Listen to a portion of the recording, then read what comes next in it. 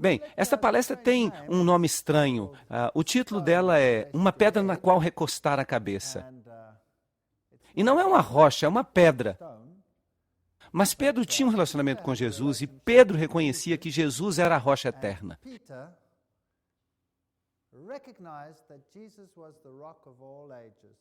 Ele era a verdadeira pedra deste planeta. Então nós precisamos reconhecer que necessitamos ter um relacionamento com Jesus Cristo. Agora, esta palestra começa com uma profecia interessante. E nós já falamos um pouco dessa profecia. Embora, é claro, nós não lidamos ainda com o livro de Daniel. De fato, nós lidamos com o livro de Apocalipse. Mas já que o livro de Apocalipse se baseia no livro de Daniel e tira o seu simbolismo do livro de Daniel, nós vamos ficar pulando de um para o outro. Há esta profecia impressionante no livro de Daniel, da qual nós mal falamos ainda. A profecia dos 2.300 dias. Até 2.300 dias... e o santuário será purificado, Daniel 8,14. Agora, a extensão total desta profecia é incrivelmente importante no mundo. Como vocês sabem, o pedaço das 70 semanas dessa profecia já foi, de fato, amaldiçoado pelas sociedades rabínicas, porque ele aponta para o Messias, para Jesus Cristo como o único Salvador. De fato, a profecia começa desde a publicação do decreto para restaurar e reconstruir Jerusalém, e esse decreto foi promulgado quando Assuero o publicou em 1457 a.C. E este decreto dá os períodos de tempo exatos da restauração de Israel. E dá também o período exato da vinda do Messias, do príncipe. E também a semana em que a sua morte seria realizada como sacrifício. Tudo isso está incluído nesta profecia fantástica. E há um pedaço da profecia que é cortado para os judeus, mas a profecia continua por 2.300 dias, e então o santuário seria purificado. Agora, se você pegar o princípio dia-ano, 2.300 anos, então você chega à data de 1844, e nós não podemos fazer sentido desta data a menos que nós compreendamos os princípios envolvidos. Mas há toda uma palestra que vai vir, que é chamada de 1844, o massacre final. E nós vamos falar mais sobre isso naquela palestra. Então, a purificação do santuário, o que será que isso significa? E o que será que isso tem que ver com o assunto sobre o qual nós estamos falando hoje? Bem, Daniel 8,17 nos diz um pouquinho sobre isso. E ele se aproximou de onde eu estava, e ele veio, e eu estava com medo, e caí sobre o meu rosto. Mas ele me disse, compreenda, filho do homem, pois a visão se refere ao final dos tempos. Então, esta visão que Daniel teve, ela não tinha que ver com o seu próprio tempo. Esta é a parte da profecia que fala das 2.300 tardes e manhãs. Ela não se refere ao tempo de Daniel. Ela se refere ao tempo do fim. Não acerca do fim do tempo, mas do tempo do fim. Então, quando foi que o tempo do fim começou? E o que essa profecia nos diz?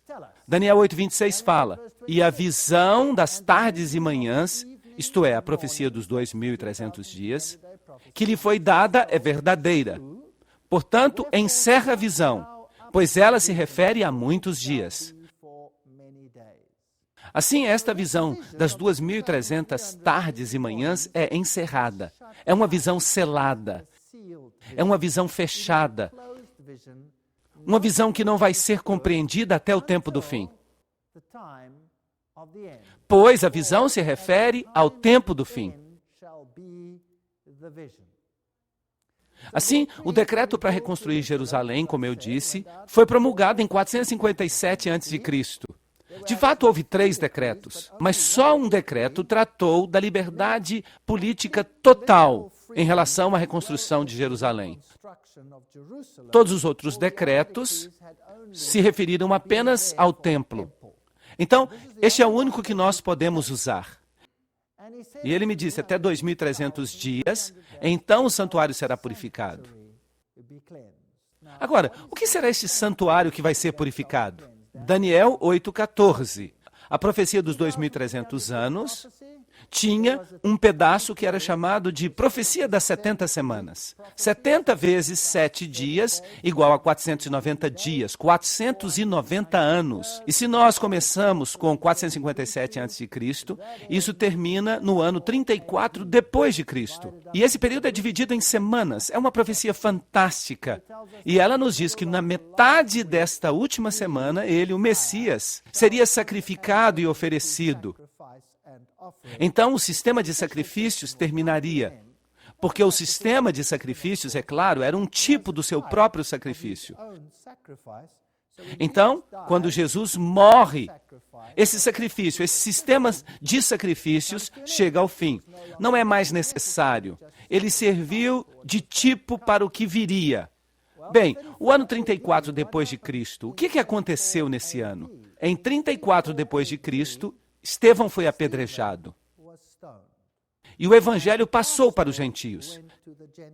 De fato, Jesus disse aos discípulos: ide primeiramente aos filhos perdidos de Israel. Então, mesmo depois da crucifixão, havia uma obra a ser feita pelos judeus. Mas então, em 34 depois de Cristo, Paulo foi chamado.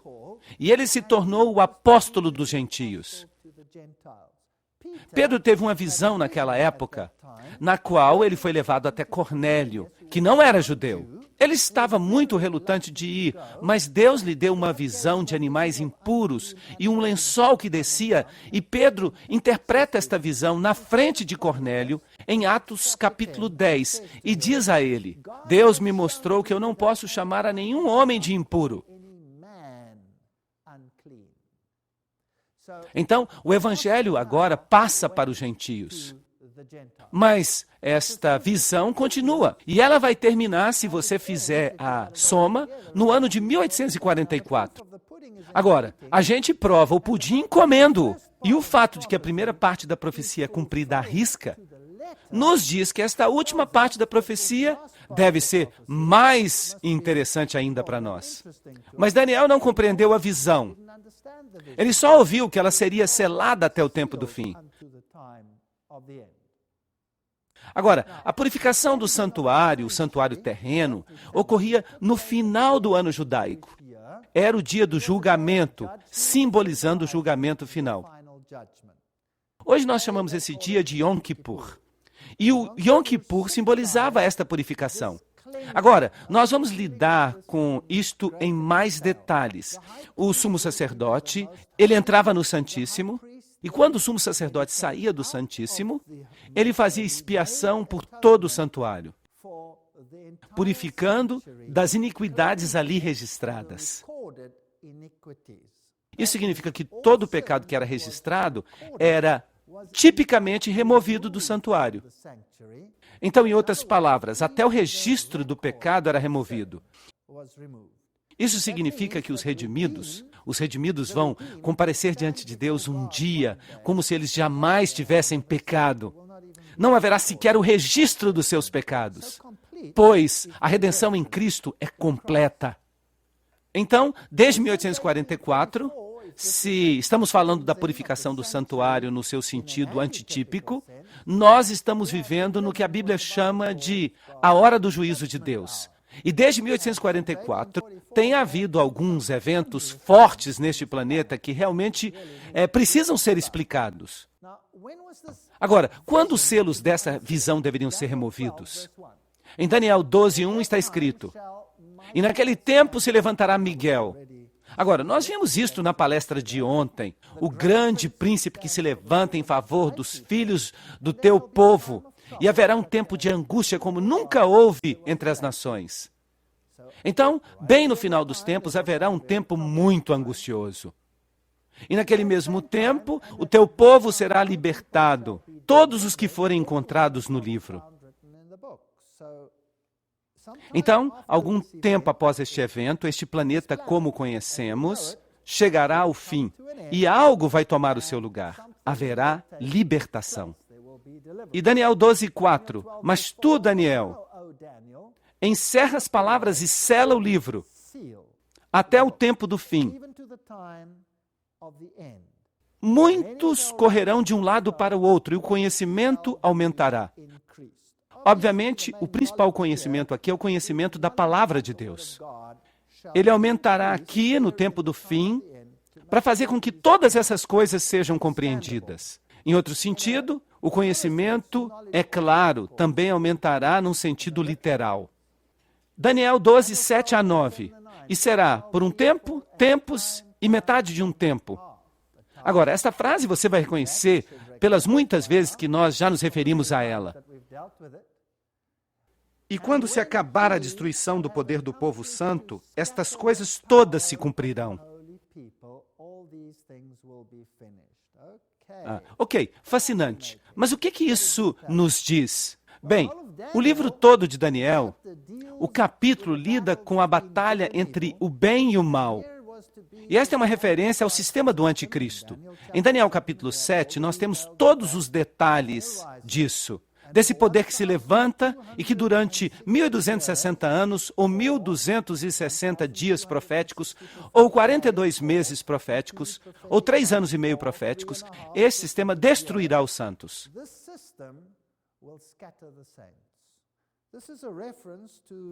Esta é uma referência ao período em que o sistema romano controlava a esfera religiosa neste planeta e perseguia o povo de Deus e o destruía.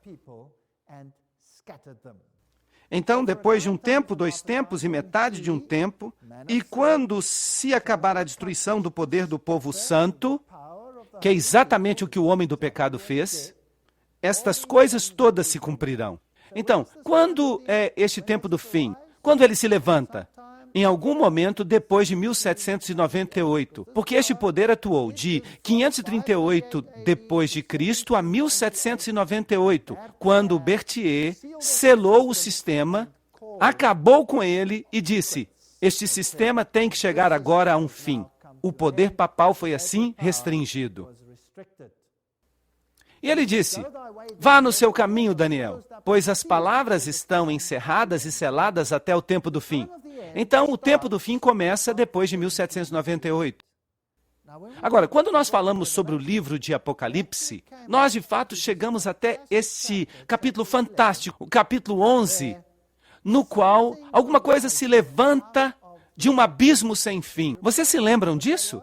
Uma besta se levanta do abismo sem fim. O mesmo período é mencionado em Apocalipse capítulo 11, como o tempo quando o reino das trevas começará a ser manifesto aqui neste planeta.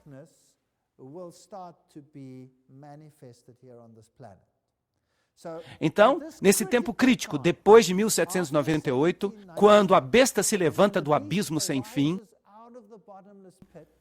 a primeira coisa que ela faz é guerra contra as 2 oliveiras. Vocês se lembram disso? A palavra de Deus. E nós temos 2 palestras inteiras sobre como a palavra de Deus foi atacada e como ela tem sido manipulada por este mesmo poder. Agora, vocês acham que Deus deixaria este mundo sozinho e permitiria que este reino das trevas espalhasse os seus inúmeros erros sem alguém que o contivesse? Vocês acham que ele seria capaz de fazer isso? Porque este reino de trevas vai englobar o mundo inteiro. O reino das trevas vai controlar o mundo inteiro, a Bíblia diz. Todo mundo se maravilhará após a besta.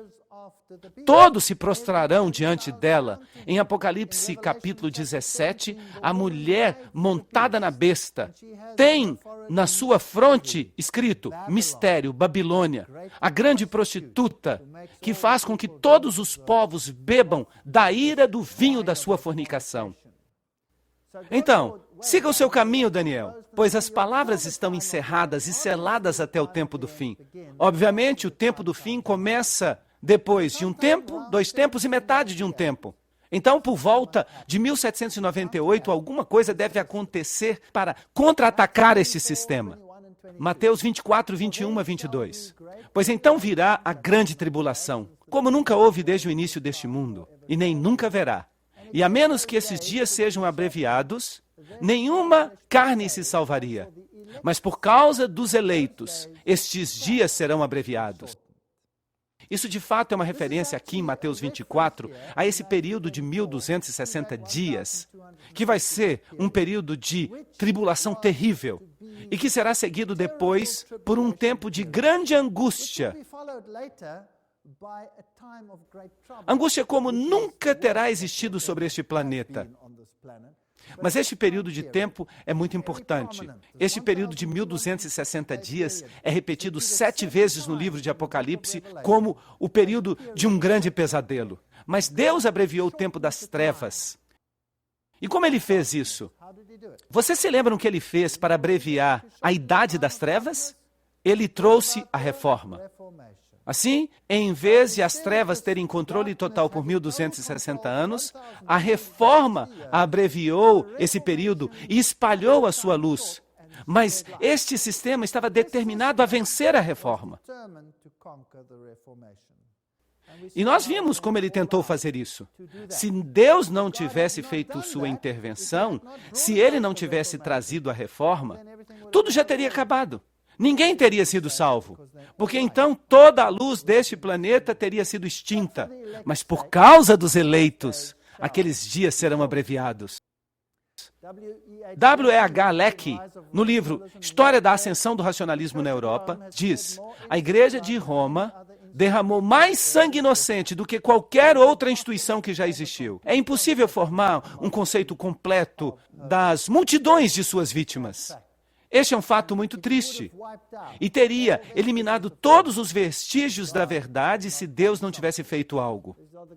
Aqui estão os grandes monumentos dedicados aos reformadores.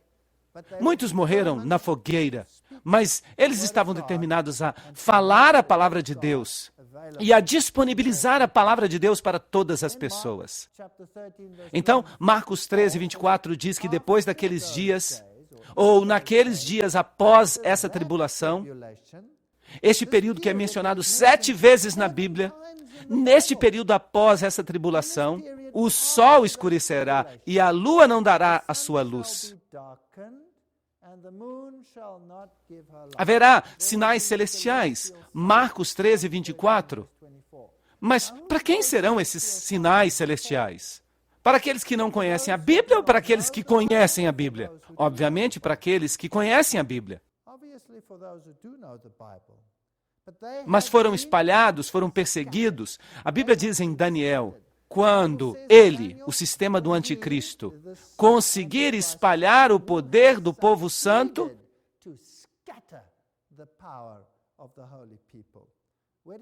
para onde os reformadores fugiram?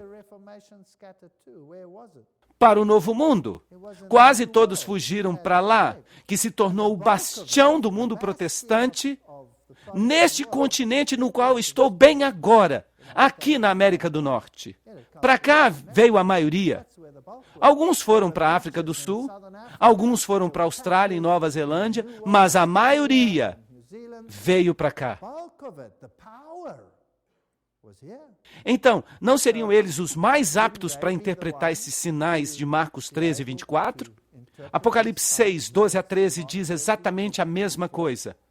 E contemplei quando ele abriu o 6º selo. Agora, lembrem-se que nós falamos dos selos. E cada um dos selos representa um período na história. E a abertura do 7º selo é a volta de Cristo. Então, no último selo, o 7º selo, está a culminação de todas as coisas, a vinda de Cristo. Mas aqui, quando ele abriu o 6º selo, eis que houve um grande terremoto. E o sol se tornou como pano de saco, houve um escurecimento do sol, a lua se tornou como sangue, e as estrelas caíram do céu sobre a terra, como os figos caem da figueira, quando ela é sacudida por um vento poderoso. Apocalipse 6, 12 a 13. É exatamente a mesma coisa que Jesus disse que aconteceria. Depois da tribulação daqueles dias, o sol se escureceria. Será que houve um dia nesse período, por volta do final dos 1260 anos, em que houve um grande terremoto? um dos terremotos mais estranhos de todos os tempos, o grande terremoto de Lisboa. De fato, esse foi um terremoto que foi sentido até no hemisfério sul, um terremoto muito estranho. E então, o dia escuro da Nova Inglaterra, algo muito conhecido na história que aconteceu no dia 19 de maio de 1780, quase às 11 horas, começou a ficar escuro, como se a noite estivesse chegando. Os homens saíram do trabalho, o gado voltou para o celeiro, as ovelhas voltaram para os apriscos, os pássaros voaram de volta para os seus ninhos. A noite ficou tão escura que uma pessoa não conseguia ver a sua mão quando colocada bem na sua frente, ou até mesmo uma folha branca de papel. Isso é fato. Durante todo o tempo, uma sombra doentia de melancolia foi lançada sobre a face da natureza. O escurecimento da noite não foi menos assustador do que o do dia. Não obstante houvesse quase uma lua cheia, não se discernia nenhum objeto, exceto com a ajuda de alguma luz artificial, que quando vista à distância nas casas da vizinhança e em outros lugares, parecia com uma escuridão egípcia, impenetrável aos raios. Esse foi um fenômeno muito estranho. Esses são fatos históricos. Não são cristãos que estão escrevendo. Isso é o jornal. Eventos grandes e memoráveis. A legislatura de Connecticut estava em sessão naquele momento. Tão grande foi a escuridão que os membros se assustaram e pensaram que o dia do juízo tinha chegado. Então, a reunião foi adiada. E o grande astrônomo Herschel francamente admite: o dia escuro de 19 de maio de 1780 é um daqueles fenômenos admiráveis da natureza, que sempre será lido com interesse, mas que a filosofia ou a ciência não conseguirão explicar. Não havia razão para que um evento assim acontecesse, mas aconteceu. Naquela noite, a lua se tornou vermelha como sangue e não lançou a sua luz. Você podia vê-la, era uma lua cheia, mas não havia luz. Era como se o sol se escurecesse e a lua não conseguisse mais refletir a sua luz. E então as estrelas do céu caíram na terra. 13 de novembro de 1833. Bem na sequência certa. Houve um terremoto, houve o escurecimento do sol, a lua se tornou como sangue, e então houve esse estranho evento de uma chuva maciça de meteoro. Em 13 de novembro de 1833, 200 mil meteoros por hora. Havia tantos meteoros que você tinha luz suficiente para poder ler à noite. Mas o fato interessante é que ele não aconteceu como está aqui sendo mostrado nesta figura. Os meteoros pareciam vir de um ponto central e se espalhar pelo céu. Não obstante, os meteoros geralmente caem assim, ao acaso. Então, houve sinais maravilhosos que foram vistos por aqueles que estudavam a Bíblia neste continente. E naquela época, um homem chamado William Miller começou a pregar uma mensagem interessante. William Miller, 1782 a 1849. Agora, vocês se lembram que o selo seria tirado desta profecia no tempo do fim, após a profecia dos 1260 dias, depois do fim dos 3 anos e meio. E ele disse, até 2.300 dias e o santuário será purificado. E ele começou a trabalhar com esta profecia dos 2.300 anos de uma forma que não havia sido feita antes. Ninguém tinha feito isso. E aqui, de repente, vem um homem e ele faz isto. E no livro de Daniel está escrito que isto seria compreendido no tempo do fim. E ele trabalhou com ela. Esta profecia vem até 1844. Então o santuário seria purificado. Mas o que isso significava? E ele ficou ali pensando nisso. Ele não sabia o que significava. Então ele imaginou: talvez a terra vai ser purificada. Então, como isso podia ser interpretado? Quando é que a terra vai ser purificada? Quando Cristo voltar, ele disse. Bem, talvez em 1844 Jesus vai voltar. Mas é claro, há outro verso que diz: ninguém sabe o dia e a hora. Mas tendo estudado isto e tendo descoberto a primeira parte da profecia, que se aplicava a Cristo, uma coisa tão difícil de entender que até mesmo o conhecimento judaico deixou de tentar entendê-la e a amaldiçoou com um decreto contra o estudo dessa parte das Escrituras. E então ele pensou que talvez o restante da profecia fosse de alguma forma relevante. E ele começou a pregar sobre isto.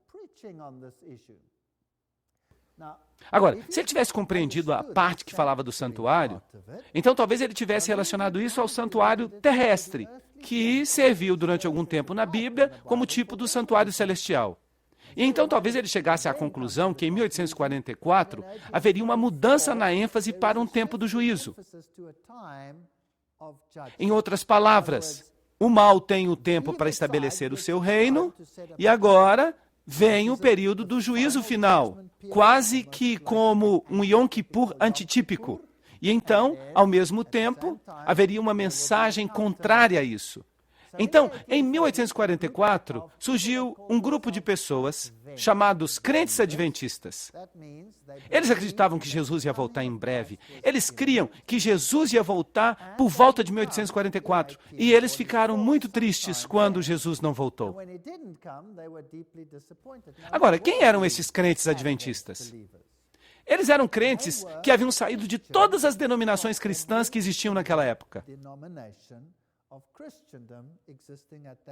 De fato, eles incorporavam cerca de 200 pastores de diferentes religiões, com grandes partes da sua membresia. Eles estavam esperando a vinda de Cristo e as pessoas riam deles. Mas eles baseavam a sua decisão num estudo feito por Miller, que parecia ser solidamente bíblico e solidamente profético. Claro que Cristo não veio e houve um grande desapontamento e este movimento como que se dissipou, exceto por alguns que continuaram a estudar a Bíblia. Agora, se Deus tem uma igreja, como é que nós podemos descobrir qual ela é? Eles diziam que naquela época havia mais de 300 denominações diferentes na América do Norte. E dizem que hoje há literalmente milhares. A revista Newsweek de 1994 diz que houve uma explosão de interesse na religião, a busca do sagrado. Mesmo na nossa época tem havido uma grande busca pela verdade. De acordo com a revista Time, na seção religiosa, estão surgindo cada vez mais novos grupos religiosos. Por volta de 1990, havia 1.187 religiões e hoje há mais de 2.000.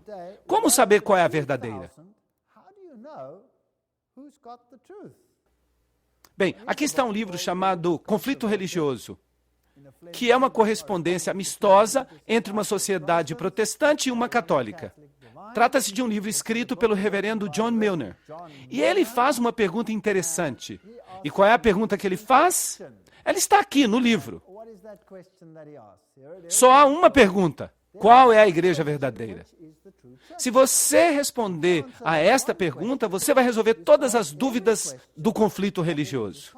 Agora, essa é uma tarefa bem difícil. Bem, se você tem mais de 2.000 denominações para escolher, essa tarefa fica bem difícil. E você pode até dizer, vamos desistir. É patético. Qual igreja é a verdadeira? Mas se você de fato pensa sobre isso, será que vai ser tão difícil? Qual deveria ser o parâmetro para que o cristão determine se alguém está dizendo a verdade em todos os aspectos? Qual deve ser o padrão? Bíblia. Então, a Bíblia é o padrão. Vamos pegar a Bíblia como padrão. E vamos até a denominação X e vamos fazer umas 2 perguntas. O que eles ensinam sobre um assunto? Vamos dizer, batismo. O que vocês ensinam sobre o batismo? Bem, se você vem até eles e eles dizem, nós acreditamos no batismo de crianças. Será que há denominações que creem isso hoje? Sim. E algumas delas vão dizer, nós cremos no batismo por imersão de crianças. E há alguns grupos que fazem isso. Outros vão dizer, nós cremos no batismo por infusão. derramando a água sobre a cabeça. Outros vão dizer, nós cremos no batismo por aspersão. E outros vão dizer, os batistas, por exemplo, nós cremos no batismo por imersão de adultos. Algumas denominações vão dizer imersão uma só vez. Outras denominações vão dizer imersão 3 vezes. No nome do Pai, do Filho e do Espírito Santo. E outras variações que existem aí nas diferentes igrejas. Por exemplo, em uma irmandade calvinista de igrejas, você tem o batismo de crianças, você tem o batismo de adultos, na mesma irmandade. Isso é muito estranho. Então, quem é que está certo? Será que eles estão certos? Ou, será que sequer isso faz diferença? O que vocês dizem? Bem, não deveria ser uma questão simples ir à Bíblia e dizer como é que se faz batismo na Bíblia? E então seguir a Bíblia literalmente? Sim ou não? Bem, vamos pegar a Santa Ceia. Como é que se faz a comunhão? O que deve ser feito na comunhão? O que essa denominação faz? O que aquela faz? Etc. E então a gente dá uma olhada na Bíblia e não deveria ser difícil determinar quem está fazendo o que a Bíblia diz. E a doutrina, vamos dizer, do anticristo? Bem, os velhos reformadores concordavam todos quanto a isso. Eles apontavam para Roma. Todos eles. Lutero falou isso, Calvino falou isso, Knox falou isso, Zwinglio falou isso, Hus falou isso. Todos eles disseram isso. Mas hoje as pessoas não falam. Hoje ensinam doutrinas diferentes.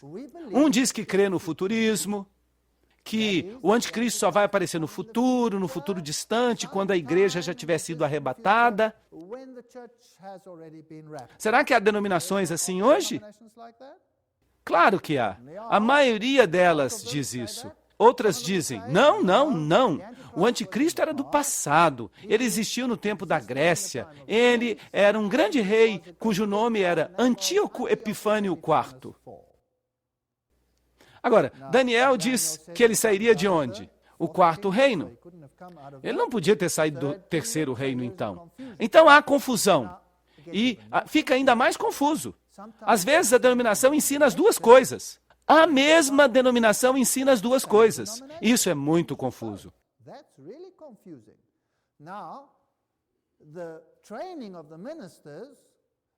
Por exemplo, uma denominação ensina o preterismo, que ele veio no passado, no tempo da Grécia, e ensina também o futurismo, que ele vai vir no futuro. E por que isso acontece? Porque a maioria das opiniões, influenciadas por outros movimentos, está agora indo na direção do futurismo. Porque uma coisa que vai acontecer é mais interessante do que uma coisa que já aconteceu. Assim, eles ensinam as duas coisas. Como é que eles podem ensinar as duas coisas? Que ele veio no passado, mas que ele está voltando no futuro? Será que isso faz algum sentido? Mas nós temos todas essas doutrinas. Não deveria ser uma questão simples, apenas ir à Bíblia e perguntar o que a Bíblia diz, e então ser fiel à Bíblia. E, eventualmente, alguém vai ter que fazer isso. Vai ter que voltar a harmonizar essas doutrinas com a Bíblia. Sim ou não? Então, qual é a igreja verdadeira? Bem, na minha opinião, é aquela que fica 100% com a Bíblia. De fato, o livro de Apocalipse revela as características desse remanescente. E vocês se lembram que ontem nós falamos sobre essa mulher de branco? E eu comparo a filha de Sião a uma mulher linda e delicada, Jeremias 6:2. Dizei a Sião, tu és o meu povo, Isaías 51:16. Então, a igreja de Deus se relaciona a esta mulher delicada. E tenho ciúmes de ti com grandes ciúmes, pois eu te esposei como único marido, para que eu pudesse te apresentar como virgem casta a Cristo. 2 Coríntios 11:2. Trata-se da mulher, a igreja. Lembram em Apocalipse 12:6? A mulher fugiu para o deserto, onde ela tinha um lugar preparado por Deus, para que ele pudesse alimentá-la durante 1260 dias. Este é o período de 1260 anos, durante o qual Roma estava perseguindo, destruindo o povo de Deus, e a maioria deles veio a este continente e encontrou refúgio em lugares secos, onde não havia muitas nações e povos e línguas para persegui-los. E depois desse período, o que aconteceu? Nós falamos sobre isso na noite passada. Apocalipse 12, 13. E quando o dragão viu que foi lançado na terra, ele perseguiu a mulher. E à mulher foram dadas 2 asas, e voou para o deserto. E foi alimentada por 1 tempo, 2 tempos e metade de 1 tempo, diante da face da serpente. E então, que data nós temos aqui? 1798, depois de 1 tempo, 2 tempos e metade de 1 tempo, e então a serpente lançou água da sua boca. O que é isso? Nações de novo, nações, como um dilúvio após a mulher, para que pudesse fazer com que ela fosse carregada pelo dilúvio. E a terra ajudou a mulher, e a terra abriu a sua boca e engoliu as torrentes que o dragão havia lançado de sua boca. E o dragão se irou contra a mulher, e foi pelejar contra o remanescente da sua semente. Aqui nós temos o primeiro atributo, que guarda os mandamentos de Deus, e o segundo atributo, que tem o testemunho de Jesus Cristo. Então, depois dos 1260 dias, o dragão faz guerra com o remanescente, que guarda os mandamentos e tem o testemunho. O que é esse remanescente? Obviamente, um remanescente é alguma coisa que resta, que parece com o original. Então, se o original era um grupo que acreditava na Bíblia, que acreditava na salvação em Cristo e em Cristo apenas, então o remanescente deve ter a mesma crença. Exceto que ele também tem essa característica importante, que é que ele guarda os mandamentos, que alguns dos anteriores também fizeram. Os valdenses guardaram os mandamentos e foram perseguidos, por exemplo, com respeito à questão do sábado. Assim, a Igreja de Deus se levantaria em algum tempo depois de 1798 numa terra de liberdade política e religiosa. Apocalipse 14, 12. Aqui estão aqueles que guardam os mandamentos de Deus e a fé de Jesus. Notem que não diz a fé em Jesus, mas diz a fé de Jesus, que é muito mais do que a fé em Jesus. Significa ter a mesma confiança e dependência em Jesus que Jesus tinha no Pai. É isso que significa. Significa um relacionamento muito forte com Jesus Cristo.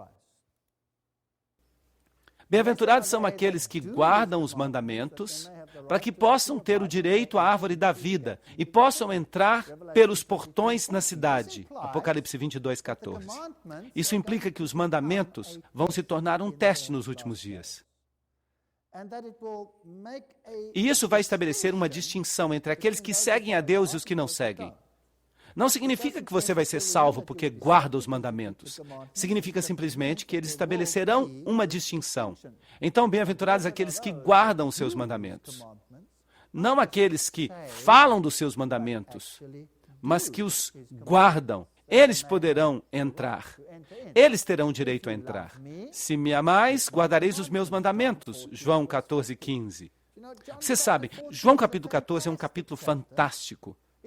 Começa com, não se turbe o vosso coração. E então diz, na casa do meu pai há muitas moradas. Eu vou preparar-vos lugar. E então diz, eu voltarei e vos levarei para onde eu estou. Esta é a bendita esperança, a vinda, o retorno de Jesus Cristo. E então, no mesmo capítulo está escrito, se me amais, guardareis os meus mandamentos. Esses são os 2 atributos que são centrais à fé em Cristo. A obediência mostra que nós o reconhecemos como Rei. E o fato que ele está voltando deve ser a nossa esperança, a bendita esperança, como Paulo chama. Então temos obediência e a espera da vinda de Cristo. Então, as 2 características distintivas da igreja remanescente de Deus são, ela guarda os mandamentos de Deus, isso não faz sentido, isso não é biblicamente correto. E número 2, ela tem o testemunho de Jesus. Nós não sabemos o que é isto, mas o que quer que seja, é isso que ela precisa ter. Então vem a pergunta, o que é o testemunho de Jesus? Bem, vamos perguntar à Bíblia. João está em visão e um anjo vem a ele e diz a ele. E ele cai aos pés do anjo para adorá-lo. E este anjo diz a ele, vê, não faças isso. Sou conservo teu e dos teus irmãos que mantêm o testemunho de Jesus. Você não pode adorar um anjo. Aqui nós temos, tem o testemunho de Jesus. Adora a Deus, pois o testemunho de Jesus é o espírito da profecia. Aí você tem a definição. Ok, o testemunho de Jesus é o espírito da profecia. Mas o que isso significa? Bem, é um conceito tão importante que eu vou dedicar toda uma palestra para falar dele. Nós vamos fazer isso hoje à noite. Apocalipse 19:10. Aí está um atributo que nós temos que discutir com detalhes. Porque a igreja de Deus dos últimos dias guarda os mandamentos e tem o dom da profecia.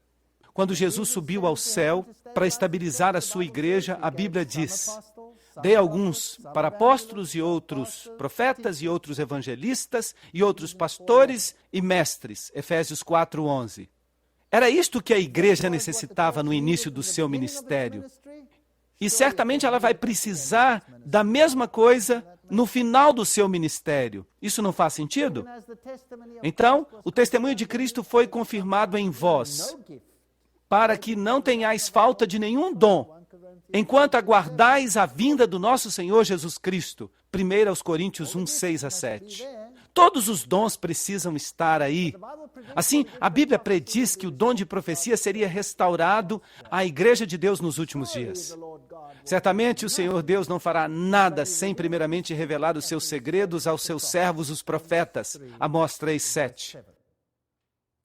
Então, o que deve ser restaurado no tempo do fim? A plenitude do Evangelho. Certamente deve haver alguém que toma a Bíblia e diz, a nossa vida deve ser governada pelo que ela diz, pelo que a palavra de Deus fala e por nada mais. Assim, se Wycliffe descobriu a autoridade da Bíblia e Hus descobriu a obediência a Deus e Lutero descobriu a salvação pela graça e Calvino descobriu a liberdade da consciência e Williams descobriu o batismo por imersão, e todas essas coisas são bíblicas, e Wesley descobriu a soberania de Cristo, então Miller descobriu de novo a esperança da segunda vinda, que é a esperança da igreja. E Miller também descobriu a profecia como um importante guia. Será que a profecia pode me salvar? Sim ou não? Não! Eu posso saber tudo sobre a profecia, e isso pode não representar nada para a minha salvação. Mas o que é que a profecia pode fazer? Ela pode me mostrar onde eu estou na corrente do tempo. E a profecia pode me mostrar que eu posso confiar na Bíblia. Se você pegar as profecias da Bíblia, uau! A profecia de Tiro, por exemplo, cumprida à letra, cumprida à risca, inclusive destruí-lo da face da terra, jogando toda a cidade no mar, incluindo sua redução ao pó, porque essa é uma profecia dura de cumprir. Não se equivoquem. Se alguém disser a vocês hoje, Vancouver será arrancada da terra, lançada no mar, e até a sua poeira será lançada no oceano, você diria, esse homem está ligeiramente maluco, certo? Ele ficou doido. E todas as profecias serão cumpridas à risca. Então deve haver uma restauração final sob a orientação do espírito de profecia. Uma orientação que incluiria toda a verdade. Isso não é lógico? Essa é uma coisa lógica. Mas e se esta organização, ou se esta verdade, entrar em contato com todas as outras que não conseguiram superar o seu fundador? Então, infelizmente, haverá um conflito entre elas, entre todas elas. Agora, o Apocalipse capítulo 10 é um capítulo maravilhoso que culmina aqui, na sexta trombeta, no momento em que este poder se encontra com o poder que sai do abismo sem fim. Assim, do abismo sem fim vem um poder que vai dominar toda a terra. E ao mesmo tempo surge um outro poder que vai contra-atacar esse poder. Vejamos, Apocalipse capítulo 10. E eu vi outro anjo poderoso, saindo do céu, vestido numa nuvem, e um arco-íris estava sobre sua cabeça, e o seu rosto parecia com o sol. Ezequiel teve uma visão semelhante. Daniel teve uma visão semelhante. Esta é uma profecia que lida com algo muito importante, porque o próprio Cristo vai nos dizer sobre o que ela fala. Então vamos estudar Apocalipse capítulo 10 e vamos ver onde ele vai nos levar.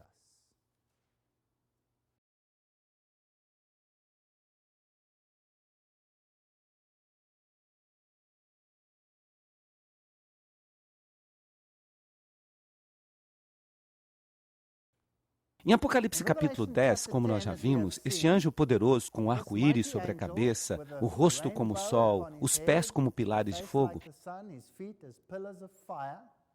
ele tinha nas mãos um livrinho aberto.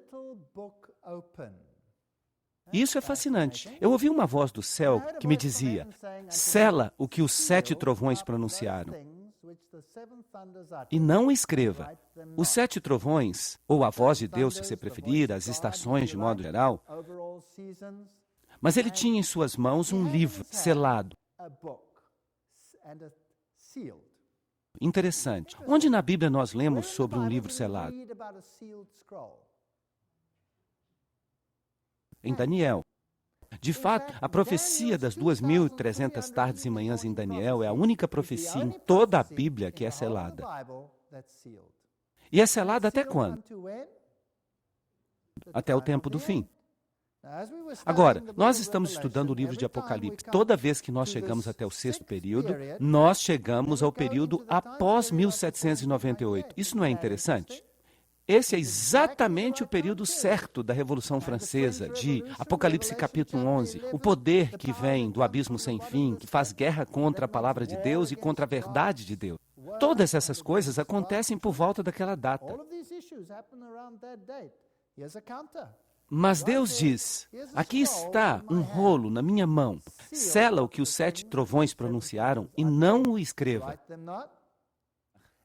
E um anjo que eu vi em pé no mar e na terra ergueu a sua mão para o céu.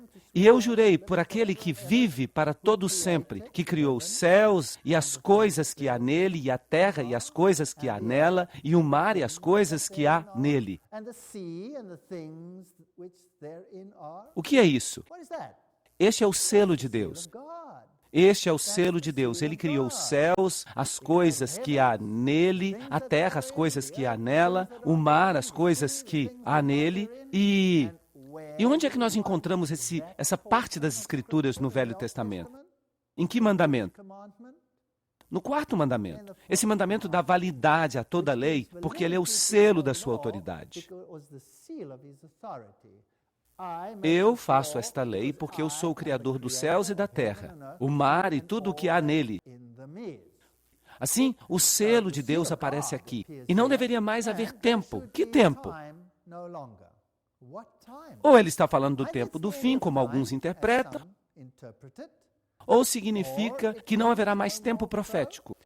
Qual é a profecia de tempo mais longa da Bíblia? A profecia das 2.300 tardes e manhãs. E este período estava agora chegando ao fim. E aqui estava o livro e ele estava aberto. Obviamente, ele tinha sido fechado e selado. O que vai acontecer com este rolo agora? A profecia das 2.300 tardes e manhãs é a única que foi selada. O que vai acontecer com ela? Bem, ele diz ao profeta: vai e toma o livrinho que está aberto na mão do anjo. Toma-o e come-o. Ok? O que isso significa? Internalize, coloque as ideias dentro de você. E ele vai ser um pouco amargo no teu estômago, mas ele será doce como mel na tua boca. Pergunta: o que vem primeiro quando você come? A boca ou o estômago? A boca vem primeiro e depois vem o estômago. Então, quando ele estiver internalizando este rolo, que é a palavra de Deus, uau, doce. E então, amargo. Tudo bem. E eu peguei o livrinho da mão do anjo e eu devorei. E na minha boca ele foi doce como mel. E ele disse, tão logo quanto eu o comi, eu o digeri, por assim dizer, internalizei, o meu estômago ficou amargo. E ele me disse, tu deves profetizar diante de muitos povos, nações, línguas e reis. Uau, isso é interessante. Então, esta nova comissão aqui é uma comissão mundial. Muitos povos, nações, línguas e reis. Uma comissão mundial. Agora, profetizar de novo? Por quê? Será possível que, uma vez que você comeu este livro, uma vez que você internalizou a profecia, você pode então pensar, uau, esta notícia é uma doce notícia. Uma coisa vai acontecer que acabará com toda a angústia aqui na Terra. E então isso não acontece. E você descobre que você tem que se arrastar, você tem que passar por tudo de novo. Isso é interessante. E então há muitos povos e nações e línguas e reis. Bem, vamos dar uma olhada aqui em Jeremias 15:16. Tuas palavras foram encontradas e eu as comi. E a tua palavra foi uma alegria e um gozo para o meu coração. Pois eu sou chamado pelo teu nome, ó Senhor, Deus dos exércitos. Então, comer a palavra de Deus pode nos trazer alegria. Ezequiel capítulo 3, 3 e 4. E ele me disse, filho do homem, faze o teu estômago devorar este rolo, para que ele encha as tuas entranhas. Bem, eu não estou falando aqui de um biscoitinho. Este é um rolo, um livro que eu te dei. Então eu comi e ele foi na minha boca tão doce quanto o mel. E ele me disse, filho do homem, vai até a casa de Israel e fala as minhas palavras àquela casa. Será que agora alguém compreende o que significa comer a palavra de Deus? Significa internizá-la, compreendê-la e então sair para pregá-la. Agora, Ezequiel recebeu a comissão de ir e pregar a Israel apenas. Esta comissão anterior era para pregar a quem? A todas as nações, povos, línguas e tribos. Essa era a comissão anterior. Aqui, então, nós temos uma comissão interna, um rolo que deve ser compreendido, que deve ser pregado. Agora, lembrem-se, em 1844, por volta desta data, Miller tinha pregado, parece-me que a profecia dos 2.300 dias, exatamente o tempo correto, ele começou a estudar um livro que tinha sido selado, e agora este livro está aberto, e os cristãos do mundo inteiro se juntam para estudar isso. Lembrem que cerca de 200 pastores de diferentes denominações estudaram estas profecias, e agora eles decidiram, uau, isso talvez signifique que Jesus está voltando. Esta é uma mensagem doce. Talvez nós nunca mais tenhamos que nos preocupar com nada. E eles se prepararam para a volta do Senhor, mas ele não veio. E então, ele se tornou amargo no seu estômago. E muitos deles ficaram desapontados. Somente um núcleo permaneceu e disse, alguma coisa está errada. Nós devemos ter compreendido alguma coisa de forma errada. Nós passamos por alto alguma coisa. Agora, isto é justo da parte de Deus ou é injusto da parte de Deus? Será que Deus agiu assim no passado por alguma razão especial? A resposta é sim. Apocalipse 10, 11. Tu precisas profetizar de novo diante de muitos povos, nações, línguas e reis. Vocês se recordam quando os judeus crucificaram a Jesus? Como é que os apóstolos e os seguidores de Cristo ficaram? Eles ficaram desanimados, destruídos. Por quê? Porque eles acreditavam que Jesus nunca seria crucificado. Nunca seria crucificado. Eles acreditavam que ele anunciaria a si mesmo como Messias e que o reino seria inaugurado. Esta era uma mensagem doce, mas em que ela virou? Amargura e dor. E aqui nós temos dois homens a caminho de Emaús, arrastando os pés. Eles estavam tão desanimados, eles se sentiam tão miseráveis. Por quê? Porque a sua doce expectativa tinha virado amargura. E então, um terceiro lhes apareceu e disse, deixa-me explicar para vocês as Escrituras. Deixa-me explicar para vocês as Escrituras. E ele começou onde? Desde o começo. Ele explicou todas as profecias que apontavam para ele. Isso não é maravilhoso? E o que aconteceu depois que, de repente, eles tiveram um clique? O que aconteceu? Uau! Ali estava ele. Ele veio para o seu lar. Ele partiu o pão e eles o reconheceram. E eles saíram correndo como se fossem um raio. E eles correram de volta para Jerusalém. Eles despacharam a letargia. É como se tivesse uma mola que os compelisse. E eles correram de volta e levaram essa tremenda mensagem. Isso não está correto? E de repente as escrituras foram abertas a eles. E eles compreenderam as profecias que falavam de Jesus Cristo. E a verdade se cristalizou em seu coração. E eles saíram com poder. Foi isso que aconteceu. Mas por que houve esta grande tribulação? Por que esta grande amargura foi permitida? Porque havia muitos que estavam seguindo a Jesus Cristo por interesses próprios. Eles queriam entrar neste novo reino, é isso. Mas eles não queriam abrir mão do próprio eu, de jeito nenhum. Eles não queriam ser ridicularizados, de jeito nenhum. Nem mesmo Pedro suportava o ridículo. O ridículo daquela mulher que disse, você é um deles. Não, eu não. Lembram-se disso? Lembram-se disso? Ele não podia suportar o ridículo. Então, o que sobrou foi um núcleo que disse, certamente nós não nos enganamos. Certamente este era o Filho de Deus. Nós perdemos alguma coisa em algum lugar. Somente aqueles que eram sinceros permaneceram. Bem, quando nós falamos sobre as 7 igrejas, nós chegamos até a igreja de Laodiceia. E antes dela havia Filadélfia. E está escrito, vocês eram poucos em número. Lembram-se disso? Poucos em número. Mas eles estavam cheios de amor. E por isso eles não receberam repreensão. Este é o pequeno remanescente que permaneceu, que tinha sido purificado por este grande desapontamento. Então, em 1844, em 2.300 dias, o santuário seria purificado. Uau! Eles descobriram algo. Descobriram a tremenda mensagem do santuário, que é a maior mensagem de todos os tempos. O Evangelho no Velho Testamento, explicando o ministério de Cristo de A a Z. Ele é a porta, Ele é o sacrifício, Ele é aquele que te lava a pia, Ele é aquele que ilumina o mundo, o menorá. Ele é o pão da presença, Ele é o incenso, Ele é o sumo sacerdote. Sim, Ele é o sumo sacerdote. Nós temos um sumo sacerdote. Todas estas coisas maravilhosas, de repente, foram compreendidas. Agora, se aquele santuário terreno era purificado, então o santuário celestial também deve ser. Isso significa que em 1844 não significava que Cristo estava voltando. Significava que nós estamos vivendo no tempo do juízo. As pessoas precisam tomar uma decisão.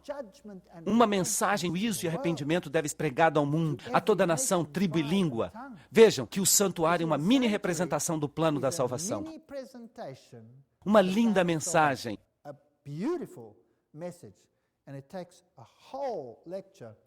Mas o que precisa ser profetizado de novo? O que é isso?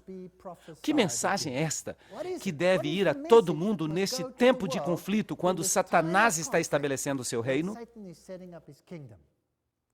Bem, leiamos um pouco mais, porque o texto explica a controvérsia à medida que ela cresce. Apocalipse capítulo 11, este reino de trevas que está sendo estabelecido. Apocalipse capítulo 12, a luta de titãs, Cristo e seu povo de um lado e Satanás e a sua gente do outro. No capítulo seguinte, o 13, os detalhes, as minúcias do ataque final, a besta saindo do mar, o velho sistema de igreja e Estado trabalhando juntos, a besta que sai da terra, um novo sistema de igreja e Estado trabalhando juntos contra o povo de Deus, a implementação da marca da besta, todas essas grandes questões. E o que deve ser pregado para conter isso? E eu vi outro anjo voar no meio do céu, tendo o evangelho eterno para pregar àqueles que habitam na terra e a toda nação, tribo, língua e povo. Esta é a mensagem que deve ser pregada de novo. Trata-se do evangelho eterno, não um meio evangelho. O meio evangelho diz, vocês são salvos pela obediência. Era isso que os judeus ensinavam. E no cristianismo moderno se diz que as pessoas são salvas por Jesus, mas ficam apenas numa perna só. Você não tem que fazer nada, você não tem que obedecer. A lei foi abolida, não importa a lei. Tudo que você precisa dizer é, eu amo a Jesus, e então você vai estar bem. Mas o evangelho eterno exige obediência e aceitação de Cristo. Aceitação de que sem Cristo nada somos. O evangelho eterno tem os dois componentes. Somos salvos pelo sangue do Cordeiro. E como consequência, se o amamos, guardamos os mandamentos. Isso faz sentido. Temei a Deus e dai-lhe glória, pois vinda é a hora do seu juízo. Aí está, o Yom Kippur. Adorai aquele que fez os céus, a terra, o mar e as fontes das águas. Então, enquanto uma mensagem é pregada ao mundo, adorai o Deus da evolução, adorai aquele que saiu da cova grudenta. Ao mesmo tempo, outra mensagem, não, adorai aquele que fez os céus, a terra e as fontes de água. Então, as três mensagens angélicas são dadas ao mundo. A hora do seu juízo chegou, Babilônia caiu, não aceitem a marca da besta. Nós já falamos desses dois temas. É isso que precisa ser pregado a todo mundo. Assim, esta organização tem que ser um movimento mundial. Não pode ser uma organização local. Mateus 24, 14 também diz isto. E este evangelho do reino, não o evangelho desta terra que está sendo estabelecido pelas Nações Unidas e por Roma. Não, não, não. O evangelho de Deus será pregado em todo o mundo para testemunho a todas as nações. E então virá o fim. Tem que ser uma mensagem universal. De outra forma, ela não vai funcionar. E Jesus veio e lhes falou, dizendo, todo o poder me é dado no céu e na terra. Ide, portanto, e ensinai as nações, batizando-as em nome do Pai, do Filho e do Espírito Santo. Todo o poder está em Cristo, não em algum representante terreno de Cristo. Tu és digno, Senhor, de receber glória e honra e poder, pois tu criaste todas as coisas, e por teu beneplácito elas existem e foram criadas. Apocalipse 4:11. Não a cova grudenta da evolução. Jesus Cristo é que tem que receber a honra de ser o Criador deste universo.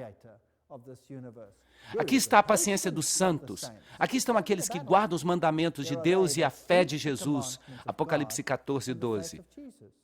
Se você guarda o sábado, o que você está dizendo ao mundo? Eu creio que Deus criou o mundo em 6 dias. Pois em 6 dias o Senhor fez os céus, a terra, o mar e tudo que está neles. Portanto, o Senhor ordenou que guardássemos o santo dia de sábado. Percebem? Aí está. Simplesmente por guardar o sábado, eu fico na garganta da filosofia mundial. Na garganta.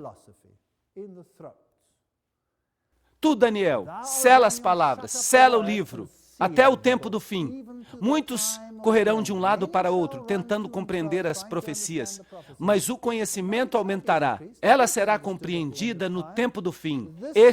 Esta dádiva de Deus virá à frente mais uma vez.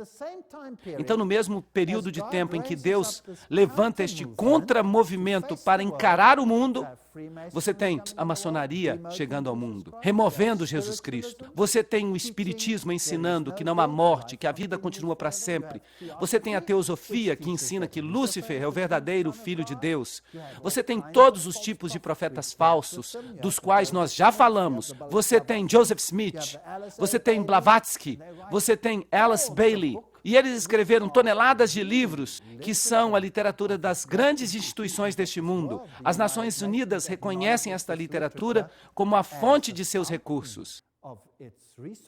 O movimento mórmon, as testemunhas de Jeová, todos esses movimentos, o sacerdócio no movimento mórmon é removido de Cristo e é dado ao homem. A ordem de Melquisedeque, as testemunhas de Jeová removem a Jesus Cristo. O movimento da ciência cristã diz, nós somos deuses e somos eternos. Todos esses movimentos surgem no mesmo período de tempo. E aqui está outro pequeno movimento que deve contra-atacá-los. A mensagem de Deus é uma mensagem de separação. Apocalipse 18:4.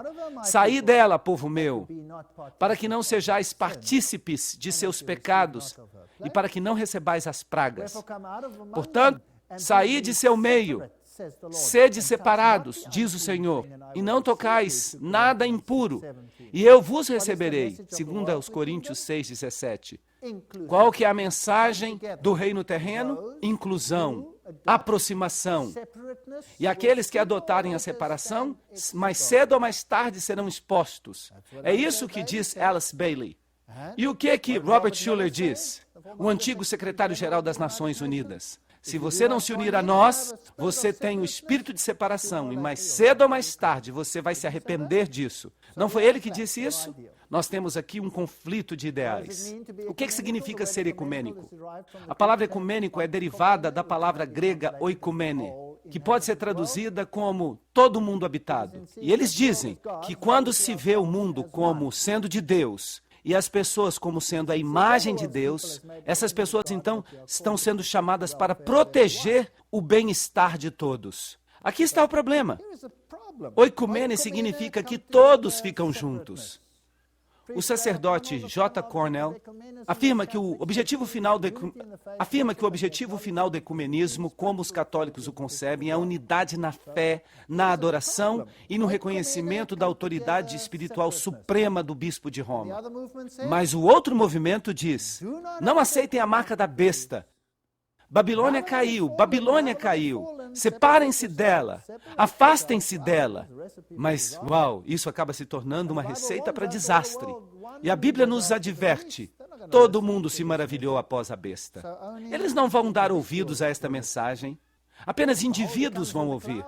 Eis que ele vem com as nuvens e todo olho verá, Apocalipse 1:7. Uma mensagem poderosa de advertência às pessoas, de advertência ao povo. Cristo está voltando. Mas eles dizem, não, Cristo não está voltando, nós vamos ter paz mundial e segurança neste planeta. Essa é a outra mensagem. Nós vamos fazer um reino para nós aqui, e Roma será a governante, tudo vai ser legal, e tudo vai ser como na Idade Média, tenebroso e escuro. Bem, vamos dar uma olhada nesses atributos de novo. Este povo guarda os mandamentos de Deus. Isso é bíblico? Ok, tem o testemunho, que é o espírito de profecia, que ainda nós não definimos totalmente, mas nós aceitamos que deve ser assim porque a Bíblia diz assim. E tem a fé de Jesus. Você tem que ter a fé que Jesus está voltando em breve. Você tem que ter a fé que Ele vai salvar você do jeito que Ele disse, pois o seu Pai estaria ali e nunca o abandonaria nem desampararia. Este movimento surgiu de um grande desapontamento. Houve amargura, houve doçura e amargura. Prega as 3 mensagens angélicas, tem uma base mundial. É, portanto, um movimento mundial. Olhem todos estes pontos e me digam se vocês conhecem uma denominação que faz isso. Existe uma denominação que faz isso? Alguém pode dizer? Os batistas fazem isso? Os metodistas fazem? Os congregacionalistas fazem? Os carismáticos fazem? Quem faz isso? Será que há alguém aí fora que faz isso? Bem, há uma denominação. Há somente uma denominação e ela é um movimento mundial. De fato, só existem 2 denominações mundiais que se chamam cristãs. Vocês podem imaginar quais são? Nós vamos falar sobre isso.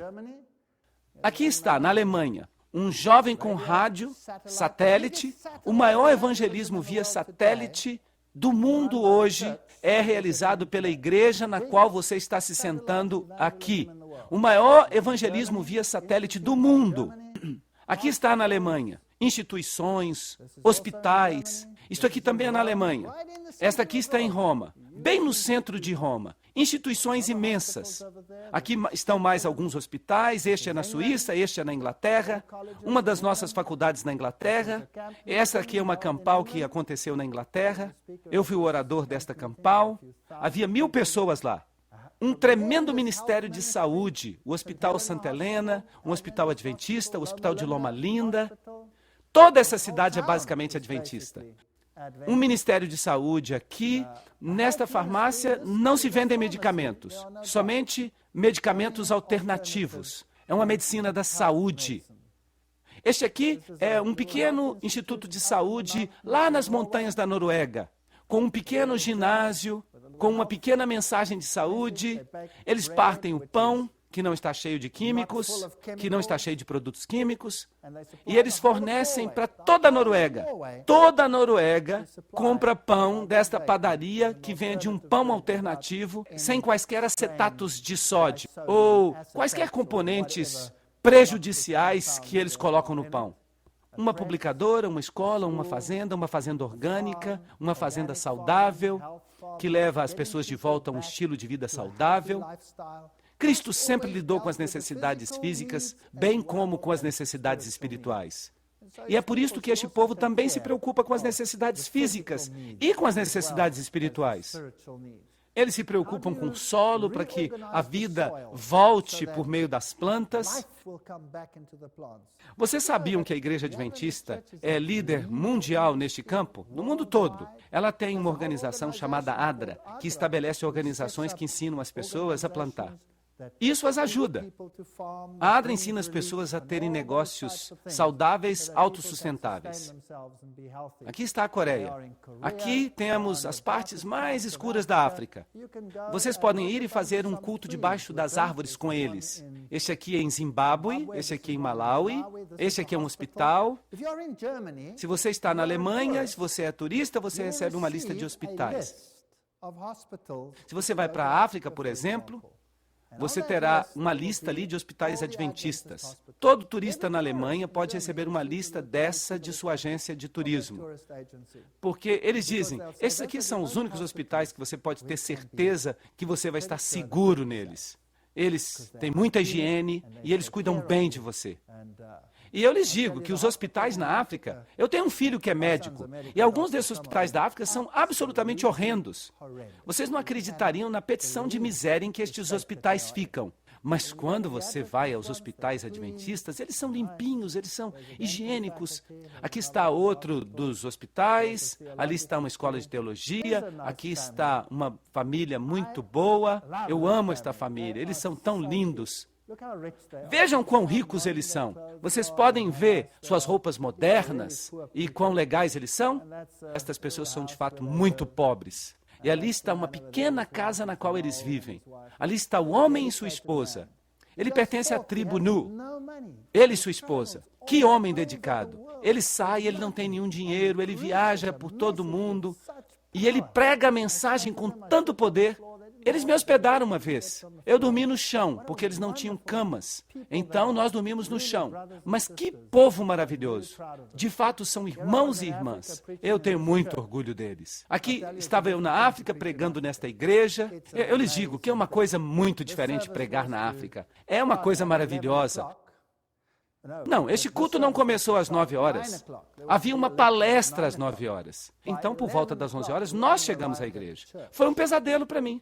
Não havia nenhuma alma na igreja. E eu pensei, perdemos. Nós tínhamos que chegar aqui às 9. E ele me disse, não, eles não chegaram ainda. E eles começaram um culto por volta das 12 horas. Na África, as coisas só começam depois que todo mundo já chegou. Isso é lógico. Então, para que se preocupar com o tempo? Porque, percebam vocês, os relacionamentos são mais importantes para eles do que o tempo. Por exemplo, enquanto eu estava viajando com este camarada, ele de repente viu uma velha senhora na estrada carregando uma sacola. Então ele parou o carro, e vocês deviam ter visto o carro. O fato de esse carro andar já era um milagre. Mas não se importem. Ele para o carro, ele sai do carro, ele conversa com a velha, ele pega a sacola e ele caminha com ela por quase 1 quilômetro. Ele a leva até o andar de cima, coloca a sacola no lugar certo e volta quase 1 hora depois.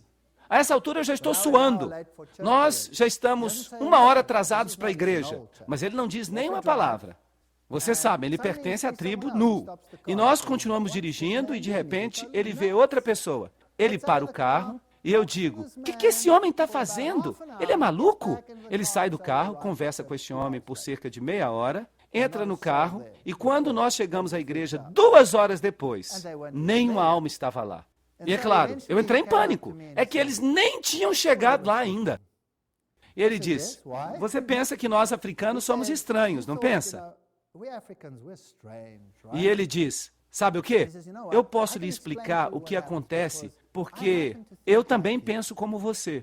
Porque eu fui abandonado quando era uma criancinha e eu fui criado por missionários brancos. Então eu tenho um jeito de pensar ocidental em termos de tempo. Eu tive que reaprender isso com o meu povo.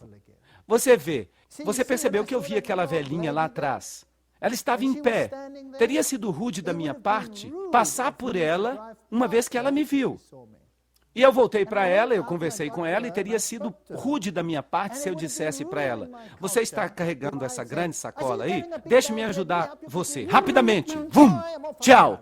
Eu estou com pressa, eu vou embora. Você não faz isso na minha cultura. Você diz: como é que você está? Você pergunta pelos filhos, um por um, como está este, como está aquele, um por um, até o último. E finalmente você chega ao ponto: você precisa que eu ajude você a carregar esta sacola? Aí você sente que você cumpriu a comissão. E isso é mais importante do que o tempo na nossa cultura. Agora, na cultura alemã, é exatamente o oposto. Quando você vive lá, você tem um plano minucioso. Vocês sabem o que é um plano minucioso? Aqui, você tem que fazer isso e a oração tem que durar 1 minuto e 45 segundos e meio. E se você demorar mais, vem a guilhotina e corta a sua cabeça. Bem, isso funciona lá naquela cultura. Mas qual é a cultura de Deus? Esta aqui ou aquela outra? Eu lhe digo que ambas são. Ambas culturas pertencem a Deus. E nós temos que entender as culturas diferentes. Mas aqui estavam eles, e eles encheram aquele lugar. E, eventualmente, não havia lugar nem para ficar em pé. E eles ficaram em volta da igreja. E havia gente do lado de fora da igreja. E eu não perdi nada. E eles ficaram até que a última palestra acabou. Quem é que se importa o horário de acabar? Isso é muito interessante. E aqui está a paciência dos santos, aqueles que guardam os mandamentos de Deus e têm a fé de Jesus. Para mim, esta é a única denominação que faz todas estas coisas. Mas é claro, muita gente torce a cara para a nossa denominação e diz: isso não é uma seita? Por que é uma seita? Porque ela ensina que... Porque ela corrige os falsos ensinamentos de todas as outras denominações e inclui todos os ensinamentos que os nossos antepassados descobriram, mas se recusa a se comprometer com muitas outras questões que nós percebemos como sendo um comprometimento. Você não pode comprometer a palavra de Deus. Você acha que esta é uma igreja perfeita? Não, não é uma igreja perfeita. Ela é Laodiceia, lembram-se? E como é que a Bíblia descreve Laodiceia? O profeta disse: eles eram cegos, miseráveis, pobres e nus. Então, se você está procurando a igreja perfeita, não venha a esta igreja. De fato, ela é cega, miserável, pobre e nua. É isso mesmo que ela é. Eu não me tornei membro desta igreja por causa das pessoas. De fato, se fosse por causa das pessoas, eu ainda não seria membro. Então, por que eu me tornei membro? Por causa da verdade que ela ensina. Toda a doutrina que ela tem é bíblica. Há pessoas na igreja que brigam sobre doutrinas? Sim. Mas elas estão aí, estabelecidas. Elas são bíblicas. E, desde que elas sejam doutrinas bíblicas, tudo bem para mim. E eu tenho outras ovelhas que não são do meu aprisco. Eu também devo trazê-las, e elas ouvirão a minha voz. E todas serão um único aprisco e um único pastor. João 10:16. Não 20 apriscos, não 100 apriscos, não 1000 apriscos, não 2000. Um aprisco, um pastor, Jesus Cristo. O mundo está se unindo sob um pastor, o Papa de Roma. Eu não tenho problema se eles querem fazer isso, mas a minha Bíblia diz que só há um Senhor, um Rei, e esse é Jesus Cristo. E eu o seguirei onde quer que ele vá. E a Bíblia também diz que Laodiceia é a última igreja desta terra que representa Deus. Então, ocorrerá a vinda de Cristo. Estas são questões sérias. Esta igreja vive de acordo com os critérios bíblicos. Ela surgiu no momento certo. Ela prega exatamente a mensagem que deveria ser pregada ao mundo inteiro. Sim. Mas lembrem-se uma coisa. O dragão se irou contra a mulher e foi pelejar contra o restante da sua semente, aqueles que guardam os mandamentos de Deus e têm o testemunho de Jesus.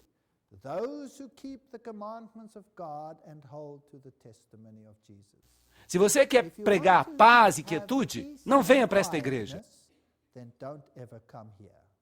Porque a ira do dragão que nós experimentamos aqui. Uma vez eu comecei um sermão perguntando: como é que vocês estão nesta manhã? E eles responderam: ótimos! Então há alguma coisa errada com a sua religião. Porque neste mundo vocês terão tribulação, vocês terão problemas, mas tenham bom ânimo. Eu venci o mundo, diz Jesus. Então não esperem uma igreja perfeita, esperem a verdade. E onde há verdade, há também as pessoas que amam a verdade. Você vai encontrá-los juntos. Onde há verdade, há ira, há separação, porque o dragão odeia a verdade. E vocês vão encontrar gente que fica brigando por um ponto e por outro ponto. Não olhem para as pessoas, olhem para a verdade. E Deus será o único no qual você poderá depender 100%. E se você quer aprender a confiar, a depender de Jesus Cristo, então tente seguir a verdade. É uma experiência maravilhosa. Mas como foi nos dias de Noé, assim será na vinda do Filho do Homem. Pois, nos dias que antecederam o dilúvio, eles comiam e bebiam, se casavam e davam-se em casamento. Puxa vida, este mundo está comendo e bebendo, não está? A comida é a religião deles, casando-se e dando-se em casamento. Eles mudam de relacionamentos como nós mudamos de camisas. E eles se mudam de igreja como eles mudam a igreja. Não é verdade? Você escolhe a igreja de acordo com a música. Puxa vida! Você vai escolher uma esposa de acordo com a blusa que ela veste? Até o dia em que Noé entrou na arca, e eles não souberam, até que veio o dilúvio e os levou a todos. Assim será a vinda do Filho do Homem. Mateus 24, 37 a 39. Nós nos encaminhamos para tempos angustiosos. E nós seremos cercados por questões que não farão com que o nosso ministério seja fácil. E qual foi a sorte do velho e pobre Noé? Todos disseram: Noé, bom trabalho, construir uma arca para todos nós. Nós mal podemos esperar para entrar na arca. Foi assim? Não, eles riram dele. Eu tenho certeza que isso provocou até os filhos de Noé a julgar pelo modo como eles agiram depois que o dilúvio tinha diminuído. Então, eles zombaram dele, riram dele. Vocês acham que a verdade é popular no mundo? Sim ou não? Não esperem que a verdade seja popular. Não esperem que a mensagem seja popular. Ide, portanto, e ensinai as nações, ensinando-os a observar todas as coisas que eu vos ordenei. 2 movimentos mundiais. E eu vou deixar que vocês adivinhem quais são os 2 movimentos mundiais de hoje. Vocês acham que eu estou falando do Islã? Não, o Islã ainda não é mundial. Quais são os 2 movimentos mundiais? Eu já falei sobre um. A Igreja Católica é um movimento mundial presente em todas as nações desta terra. A única outra denominação que tem a mesma característica é a Igreja Adventista do Sétimo Dia. É a única. É a única. Os luteranos são numerosos, mas eles estão apenas em 65 países. Mas o movimento certo está em todas as nações. E eis que eu estou convosco todos os dias até a consumação do século. Mateus 28, 19 a 20. Bem, a cura física, tanto quanto a cura espiritual. Tu serás chamado reparador de brechas, restaurador dos caminhos. Se desviares o teu pé de profanar o sábado, de fazer o que te é agradável no meu santo dia, e chamares o sábado de deleitoso, santo dia do Senhor, digno de honra, Isaías 58, 12 a 13. O restaurador da brecha. Fizeram uma brecha na lei. Essa brecha precisava ser restaurada. O sábado precisava ser restaurado. 2 denominações. Esta é a Sociedade Bíblica Americana e as missões da igreja. Está bem pequeno, mas eu coloco aqui só para referência. Aqui estão todas as denominações do mundo. Estes são todos os países do mundo. Você vai ver XXX em todos eles, representando os protestantes. E aqui estão os adventistas. Não o Criador do universo, em Gênesis 2, 1 a 3, mas a Igreja Católica pode dizer que tem a honra de ter dado ao homem uma pausa em seu trabalho a cada 7 dias.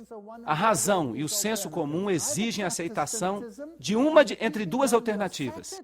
Ou você escolhe o protestantismo e a guarda do sábado, ou o catolicismo e a guarda do domingo. Não tem meio termo. Foi isso o que a Igreja Católica escreveu no Espelho Católico em 1893. Que denominação protestante guarda o sábado? Havia 2, 3, 4, 5, 6, mas vagarosamente elas se tornaram apenas em um grande oponente desta mensagem.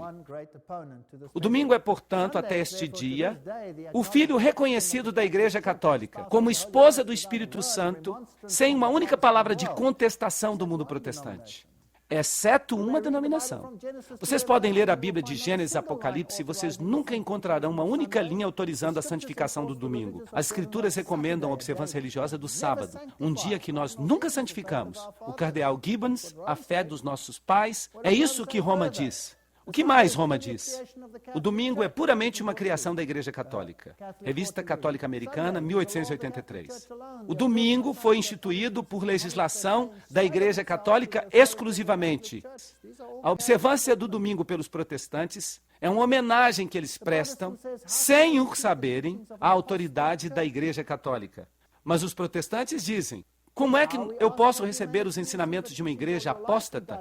Como, nós perguntamos, vocês conseguiram receber os seus ensinamentos a vida toda em oposição direta àquela que nós reconhecemos como ensinadora, a Bíblia, nesta questão do sábado? Os católicos vão direto ao ponto nesta questão.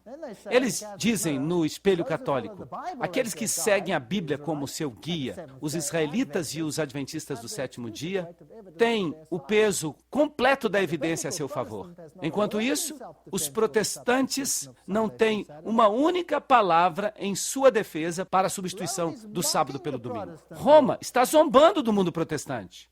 E então, eles dizem: os adventistas são o único corpo de cristãos com a Bíblia como sua ensinadora e que não encontram nenhum incentivo em suas páginas para a mudança do dia, do sétimo para o primeiro.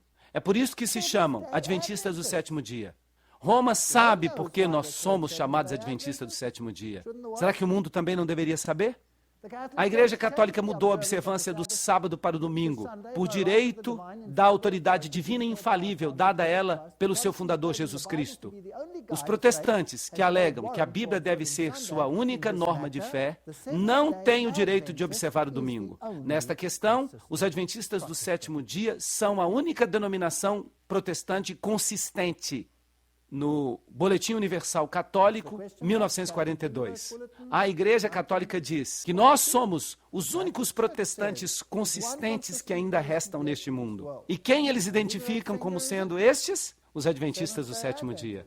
Agora, imaginem isso. A repreensão cai sobre quem? Roma é repreendida porque eles mudaram a lei de Deus. E os protestantes são repreendidos porque eles seguiram Roma. E os dois grupos vão ficar zangados com quem? Os dois grupos vão ficar zangados com a Igreja Adventista do sétimo dia. Por quê? Porque a Igreja Adventista do sétimo dia, como o próprio nome indica, é uma repreensão para eles. Eles acham o seu nome irritante, sétimo dia. Nós guardamos a lei de Deus, nós tentamos, nós tropeçamos, caímos, levantamos pela graça de Deus, mas nós dizemos: esta é a verdade. E nós tentamos viver a verdade pela graça de Deus. Nós estamos dizendo que somos perfeitos? Número 2. Nós, adventistas, aguardamos a bendita esperança. Não estamos interessados em um reino mundano. E é por isso que todos nos odeiam. E eles nos chamam de seita. Bem, eles também chamaram a igreja de Paulo de seita. O que é uma seita? Eu pergunto, o que é uma seita? Uma seita é alguém que tem um ensinamento fora da Bíblia. É um ensinamento fora da Bíblia no mundo. A Igreja Católica Romana é a maior seita deste planeta todo.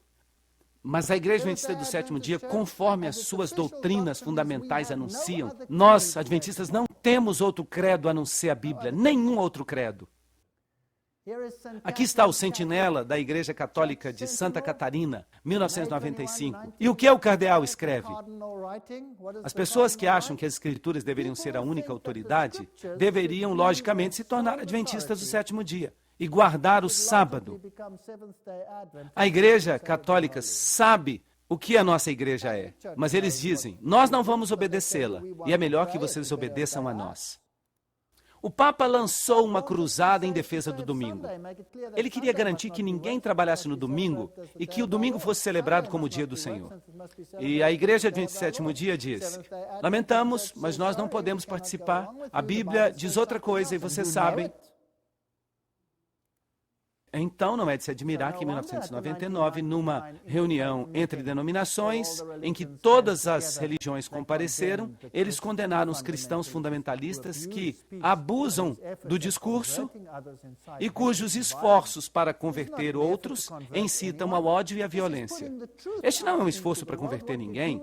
Isso é estabelecer a verdade no mundo. O que você faz com isso é problema seu. Você tem a liberdade de escolha. Este é o maior dom que Deus lhe deu. Esta é a verdade. Eu já falei para vocês para se converterem em alguma coisa aqui? Não. Eu simplesmente digo a vocês o que a Bíblia fala. Isso é o que eles dizem e isto é o que a Bíblia diz. A escolha é de vocês, isso é tudo. E todos que estavam presentes concordaram em 2 pontos. Que o Papa João Paulo II deveria ser considerado, por consenso, como o guia espiritual principal do nosso planeta e seu supervisor. E, em segundo lugar, que os fundamentalistas religiosos que se recusam a participar do movimento ecumênico global deveriam ser silenciados. Eles deveriam ser denunciados como extremistas perigosos, cheios de ódio. Eu não posso impedi-los de fazer isso. Eu não posso impedi-los de fazer isso, mas Jesus disse: ide a todo mundo e pregai a verdade, não meia verdade, não uma mentira. A parede de separação entre a igreja e o Estado, que foi erigida pelos humanistas seculares, Deus o proíba, e outros inimigos, Deus o proíba ainda mais, da liberdade religiosa, tem que ruir. Aqueles que se opõem a nossas opiniões são os novos fascistas. Keith Tournier, na revista Time, de 1995. Então, a gente vê que a igreja está disposta a perseguir. Mas em vão eles me adoram, ensinando doutrinas e mandamentos de homens. Mateus 15, 9. Se me amais, guardareis os meus mandamentos. João 14, 15. Esta é a mensagem, simplesmente isso. O suprassumo da mensagem. Você tem que escolher Jesus Cristo ou escolher o mundo. A escolha é sua. E o Espírito e a noiva dizem, vem. E que aquele que escuta diga, vem. E aquele que tem sede, venha. E quem quer que seja, que ele beba livremente da água da vida. Apocalipse 22, 17. Esta é a sua escolha. Liberdade de escolha. Que ponto maravilhoso. Escolher o mundo ou escolher a Jesus Cristo? Escolher a obediência ao mundo ou escolher a obediência a Jesus Cristo? Essa é a sua escolha. Jesus vai voltar em breve. E eu acredito que ele vai levar os seus filhos para o céu. E a Bíblia diz: guardai os mandamentos de Deus para que tenhais o direito a entrar. Não porque os mandamentos salvam você, mas porque eles dizem onde é que você coloca a sua lealdade. Esse é o resumo final. Escolha hoje a quem você vai servir. A escolha é sua e Deus o ajude. Amém.